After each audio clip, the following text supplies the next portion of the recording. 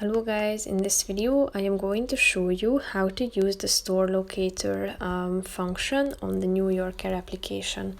But first I just want to mention, don't forget to subscribe to my channel, because at 100,000 subscribers I am going to show you my whole YouTube revenue statistics and growth strategy, how to make money online. Now let's jump into it. First of all, open the application on your phone.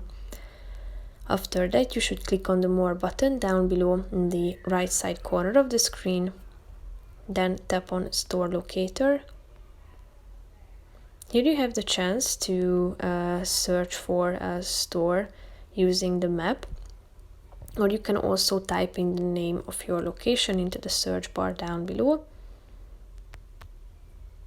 Here you have the options, click on it and you will be directed to that particular store, and you can check it out on the map. You have the opening hours, contact information. You can add it to your favorites by clicking on the heart icon, and you can also check out the directions. So basically that's it for this video, guys. See you in the next one. Bye bye.